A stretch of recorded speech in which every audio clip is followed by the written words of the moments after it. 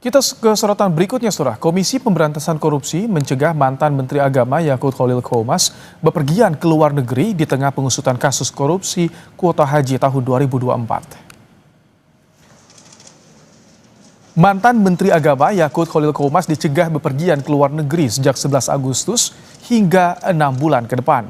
Tak hanya Yakut, KPK juga mencegah staf sus Yakut dan juga seorang pihak swasta pemilik tur haji dan umroh. KPK telah menaikkan status kasus korupsi kuota haji ke tahap penyidikan, tapi KPK belum menetapkan tersangka dalam kasus ini.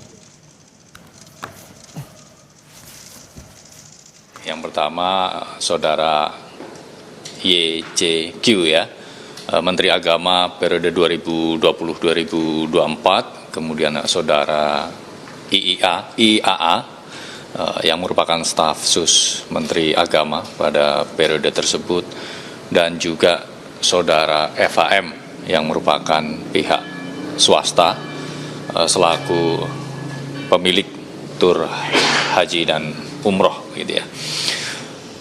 Pencegahan ke luar negeri kepada para yang bersangkutan tentu dibutuhkan penyidik agar yang bersangkutan tetap berada di Indonesia supaya dapat mengikuti proses penyidikan ini. KPK melakukan pencegahan ke luar negeri terhadap ex-Menteri Agama Yakut Khalil Qomas atas kasus dugaan korupsi kuota haji 2024. Menanggapi hal tersebut, Menteri Imigrasi dan Pemasyarakatan Agus Adrianto mengaku belum menerima laporan dari KPK soal pencegahan ke luar negeri pada mantan Menteri Agama Yakut Khalil Qomas. Agus bilang biasanya KPK akan bersurat ke Kementerian IMIPAS untuk meminta pencegahan orang yang berhadapan dengan hukum. Saya belum mendapat laporan. Sejauh ini belum ada pengajuan untuk permintaan pencegahan kepada yang bersangkutan. Nanti kalau ada informasi nanti akan. Tapi mekanismenya seperti apa, Pak? Ya, mereka akan meminta kepada kita untuk melakukan pencegahan kepada seseorang yang sedang berhadapan dengan hukum yang dilaksanakan oleh aparat penegak hukum. Mantan Menteri Agama Yakut Khalil Qomas mengungkapkan baru mengetahui dari media massa perihal pencegahan dirinya di kasus dugaan korupsi penentuan kuota haji 2024. Dalam keterangan tertulisnya, juru bicara Yakut Khalil Qomas mengaku akan bertanggung jawab mematuhi proses penegakan hukum yang berjalan di KPK. Melalui juru bicaranya secara tertulis, Saudara, Yakut menegaskan bahwa keberadaan di Indonesia akan disesuaikan dengan kebutuhan penyidikan demi terungkapnya kebenaran secara transparan dan adil. Yakut juga berharap seluruh pihak dapat menunggu penyidikan tanpa prasangka sambil memberikan ruang penegakan hukum bekerja secara profesional.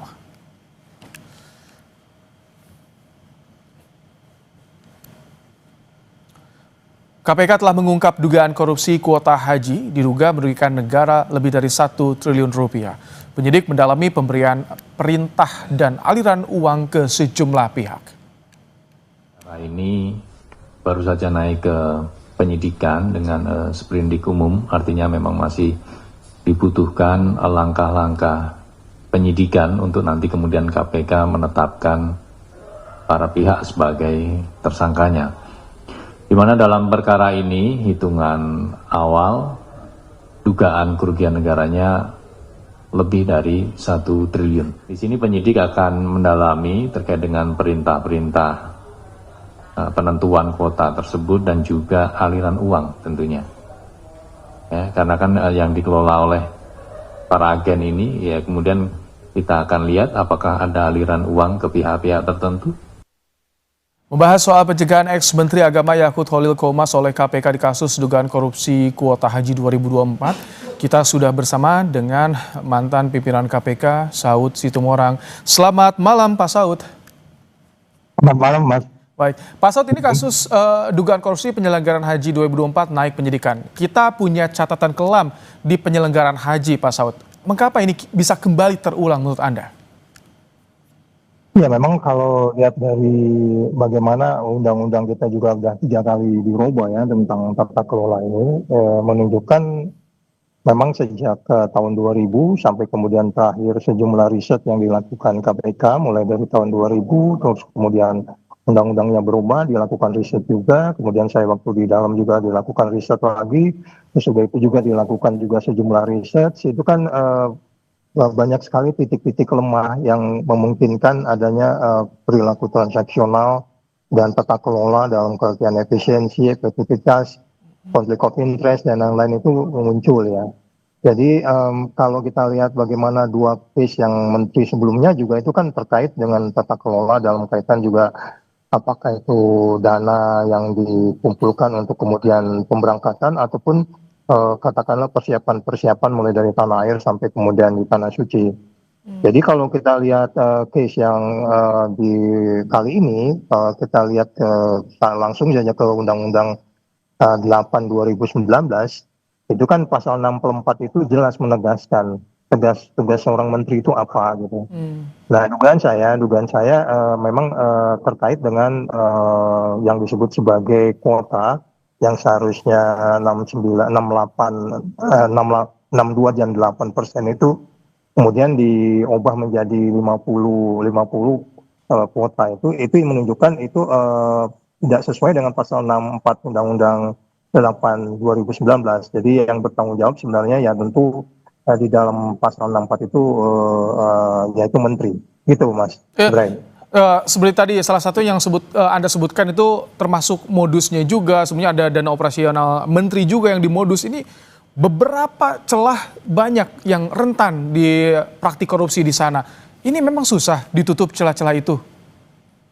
Iya, memang dari awal itu sejumlah rekomendasi awalnya itu kan ada 48 poin ya. Kalau mulai dari tahun 2005, terus kemudian beberapa poin juga tahun 2019, 2020 juga ada dalam kaitan pengelolaan dana juga itu banyak titik-titik yang sebenarnya kalau kita bicara auditnya, baik itu audit kinerja dan audit katakan keuangannya, memang sudah nampak titik-titik kelemahan itu yang kemudian KPK melakukan sejumlah rekomendasi, tapi rekomendasi itu tidak seperti mulus seperti yang kita inginkan.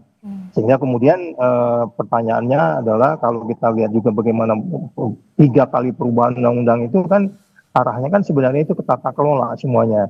Jadi rekomendasi, pengawasan, audit itu yang tidak perform sehingga kemudian orang bertanya apakah perlu lagi badan baru dan lain-lain. Itu semua kan arahnya sebenarnya bagaimana pertanggungjawaban dana dan memberangkatkan orang mulai dari rumahnya sampai kembali lagi ke rumah.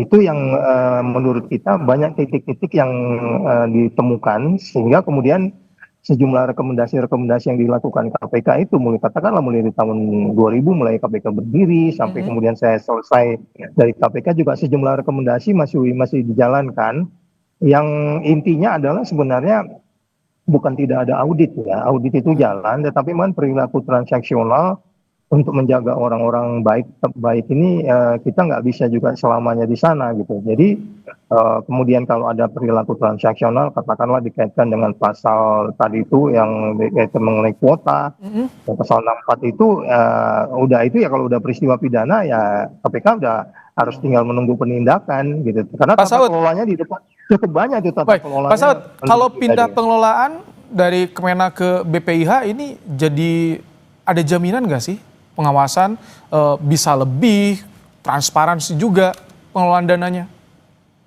Yang jadi masalah kan main course-nya tetap sama. Main course-nya itu adalah terkait dengan kuota, terkait juga dengan mulai dari detail-detail katakanlah catering, transportasi, terus kemudian menjaga kuota itu untuk kemudian tetap pada seperti mana di dalam undang-undang. Nah itu kan menjadi sulit kalaupun ada badan-badan baru kalau perilaku transaksionalnya akan jalan ya tinggal menunggu penindakan gitu. Apalagi kalau umpamanya nanti ada selain kerugian negara ada kickback ya.